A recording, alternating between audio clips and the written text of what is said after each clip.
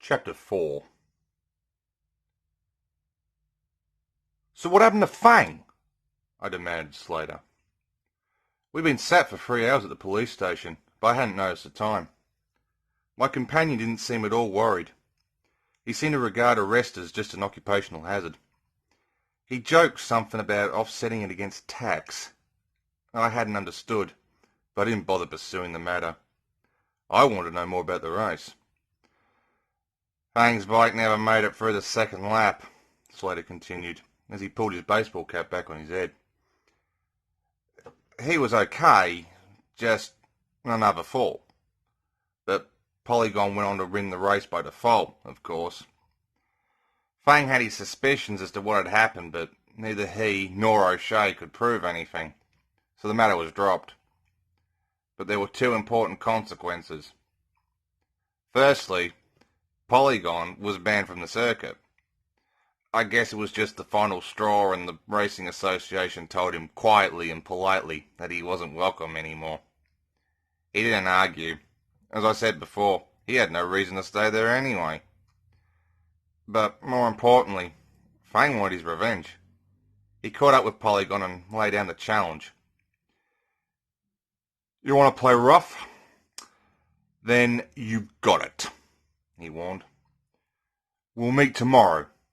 No rules, just you and me. Got a death wish, boy?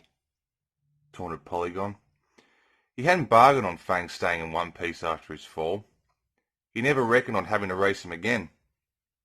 But he couldn't back down now. He narrowed his eyes and continued. You got it. Meet me at the long section on the Pacific coast at noon tomorrow. And bring a doctor.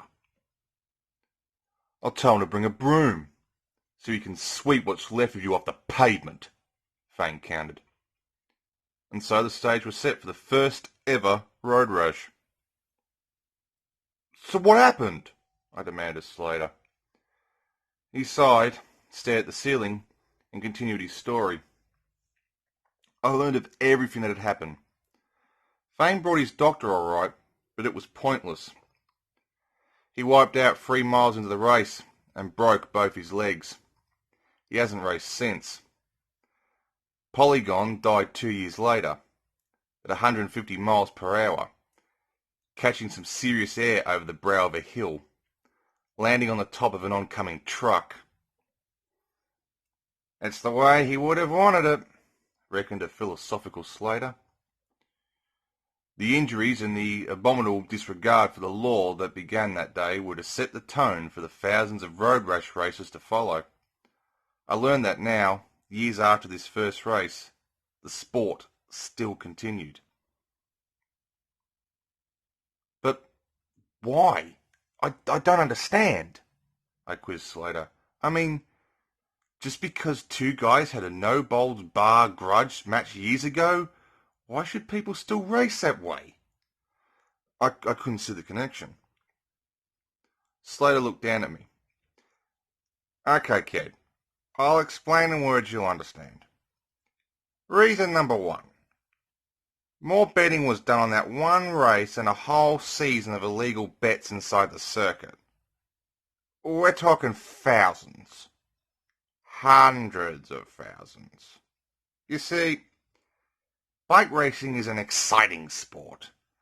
And I'm talking real racing. Not the controlled, over-regulated track stuff. I'm talking about the real thing. On the open road, with no rules, first bike past the finishing line is the winner. So it attracted big money. Guys from the cities, mainly. After that first taste of blood, they wanted more. So they offered some of the local riders a lot of good money to race, with big prizes for the winners. From that start it grew. Word quickly spread that there was a hot new sport, and soon riders from all over the country were attracted by bigger and bigger paychecks. But it wasn't just those in need of money who joined in. There were rich kids too. And that brings me to reason number 2. Pushing a high-powered bike to the limit. Along low, straight roads, the nearest a human being can get to flying. I tell you, it's addictive. You start off on your first race and you're scared. Real scared.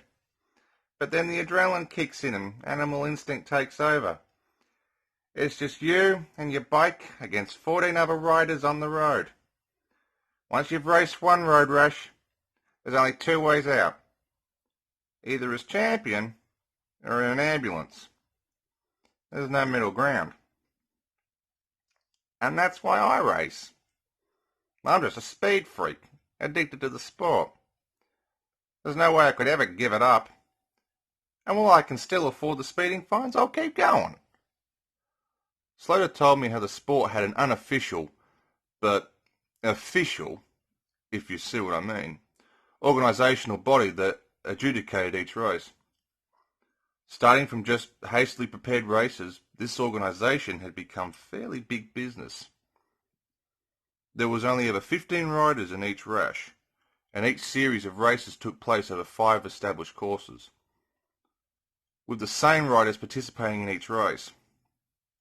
The organisational body raised the prize money and would bail rashers out of jail if they couldn't raise any fines they collected en route, but at the cost of obliging them to retire from the season.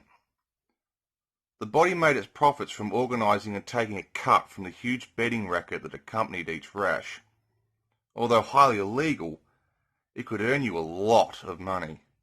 As a result, this season had seen the first rider from abroad, attracted by the prize money that just seemed to grow and grow as the seasons progressed. His name was Shiva. He was from the land of the rising sun, and he was rapidly gaining himself a reputation as one of the best riders around.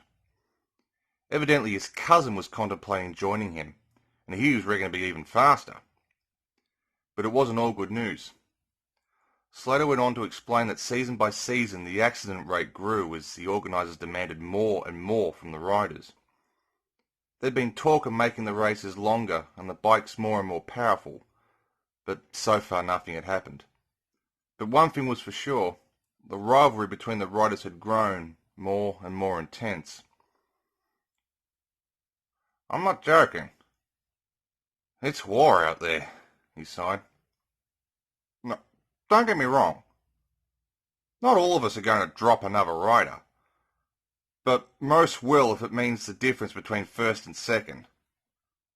Or even fifth and sixth for that matter. All of a sudden it made sense. I figured out what had happened to me back out on the road that afternoon. Good old player. The wrong guy in the wrong place at the wrong time. As usual. What you ran into was the first warm-up race of the new season. It's always held along the Sierra Nevada. You said that you think you were knocked off your bike. Well, that would make sense. I'd be prepared to bet you some serious money that you ran into an old friend of mine, a guy called Viper. I figured Viper could wait. I asked him about the girl. Slater laughed out loud.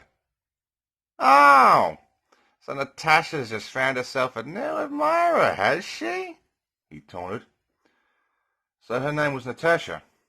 As it turned out, it was the same Natasha who'd helped Polygon wreck Fang's bike all those years ago. I couldn't believe it.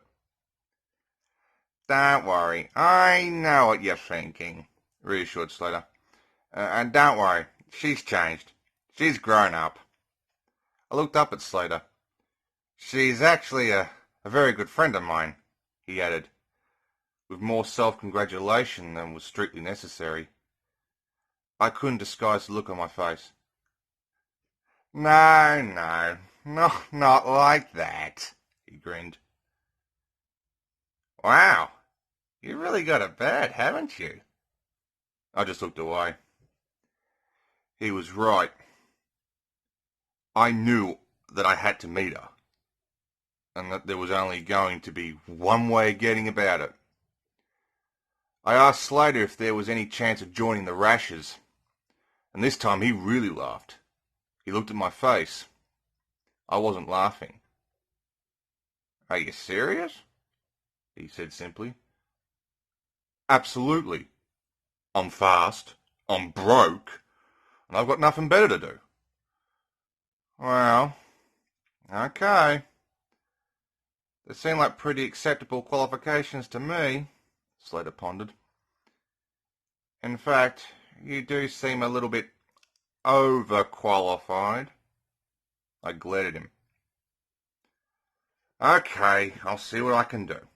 He nodded and smiled to himself once more. Maybe I didn't know what I'd let myself in for, but he did.